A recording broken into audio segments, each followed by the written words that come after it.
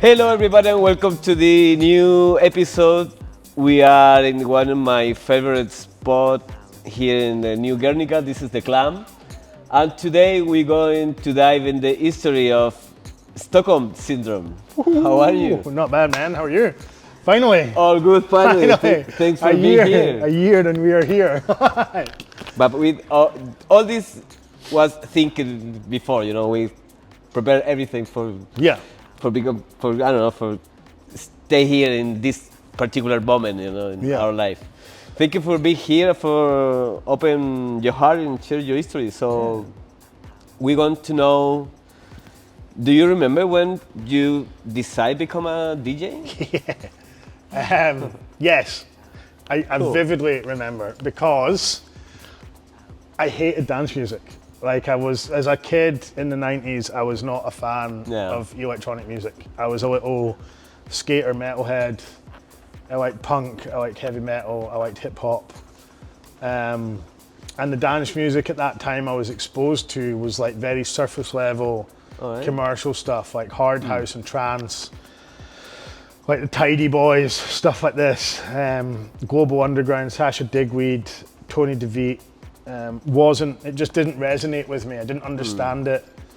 As a drummer and a guitarist, I didn't really get, as a drummer and guitarist and sort of band person, I didn't really get the instrument of the turntables or the DJ. Now I understood that in the form of hip hop, like I loved hip hop and I could translate that.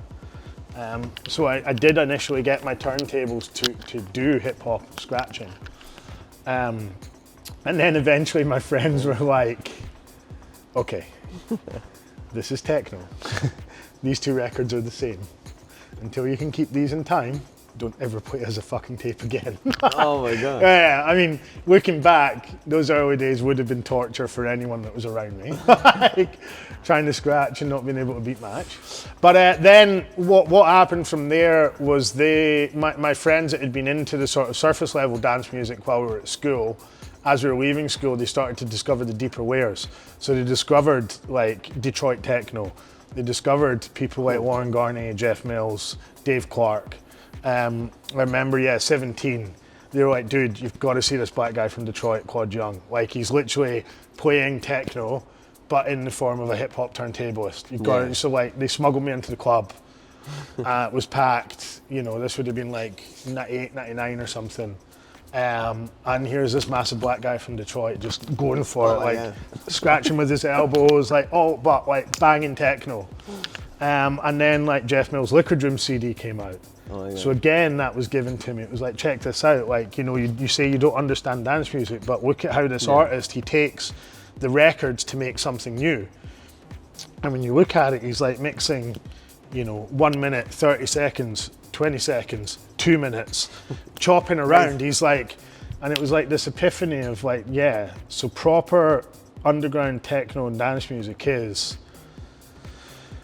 it's up to the DJ to take this fixed parameter, which is the record. Like, techno is boring because it is a fixed parameter, and it's for the DJ to take the fixed parameter and to create something new with that by using increments of it in a way that delivers it to the audience unexpectedly. You know, like, even when you've been to the gig and you go and buy the records and when you could find the records the DJs had played, it didn't sound like that because they were so layered and cut.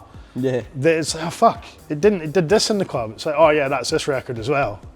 So then you had to learn how to put that mix together. Do you know what I mean? Like, and then that was it. I became hooked with it, you know. And then like other things happened. I discovered we had a lot of the Electroclash stuff, and that led me to discovering like Front 242 and Nissa Reb. And a lot of the earlier Kraftwerk bands like this, which were they were like a synthesizer version of a lot of the metal that I was into, like very militant, very punk, very aggressive, very fuck the establishment kind of vibe, you know? And then I became somewhere in the middle of this. Nice, really good. Yeah, but it's part of this journey actually down the electronic music in that time was actually that the same, very rough, you know, like a very political thing as well. Like fighting against the system. Well, but dance music, the majority of dance music and electronic music started as a resistance against the system. Yeah. It started in black communities and it started in gay clubs and marginalized communities as a way for people on the outskirts to escape the oppression of the existing system. Yeah, the Migration which Act focuses on, of course, you know, the normies to some extent. Yeah. And we fucking lost that. Like, people don't realize this music comes from marginalized black communities, from trans, from gay. This is where it began. Latin Americans as well, globally. About migration as well. That's what's very, well, in that time actually we going back actually kind sadly, you know, that time, because the migration and everything now is very tough. But when this thing happen in the world, you know, always the resistance, you know, become again. So will come again. I don't know what's going on with this. But. Well, I just read recently, like, He Who Shan't Be Named over in America has started to delete Drexciya, a group from Detroit, and label it as terrorist music and stuff. Like, it's the modern equivalent of burning books, mate, I'm telling you. So. It's a rough time for make art, but it's good, you know, like. Good art comes from bad times. The resistance is here. The resistance is here. The summer of love in the 80s into the 90s was resistance to Margaret Thatcher, man. Like, that's why we raved, to put two fingers up at her. So, you know, what comes out of these tough times in terms of art is always good. Yeah. It's always a reaction. Yeah, in the same way, how do you decide make a tilt shift?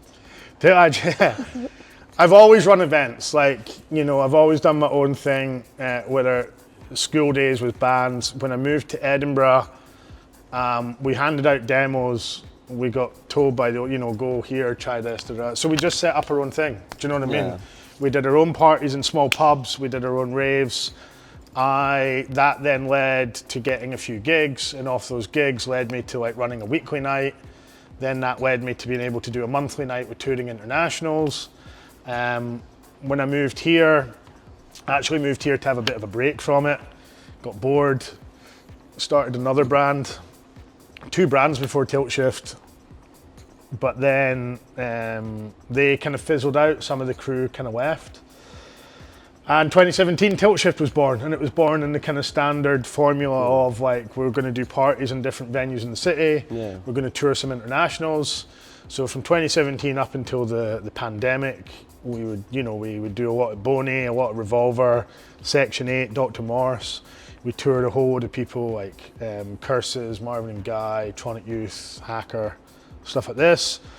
And then after the pandemic, I started again basically with that. Yeah. But he's surviving. Yeah, I don't know, like after the pandemic, just a few things clicked into place. I wanted the project to be not so much about the club and the party. I wanted it to be more 100% music focused. And I wanted the art decision of the project to be based on the music and the experience, and platforming people that maybe often don't get a chance or get overlooked. You know, Melbourne's full of amazing producers who have released on the biggest labels in the world, and they've been doing it for years, but sometimes they maybe don't get the stages they deserve. And also after the pandemic, I noticed I was making a lot of booking decisions based on what would sell tickets and what would make the room busy, but it maybe wasn't the best for the music. Yeah. So I wanted to pivot into something that put music at the center with no pressure, and by focusing on the music and the artistry being really good, that would build the community, and then through that community we would build the connection, which would make the room busy. Focusing on the music 100% primarily above anything else, sort of thing, you know.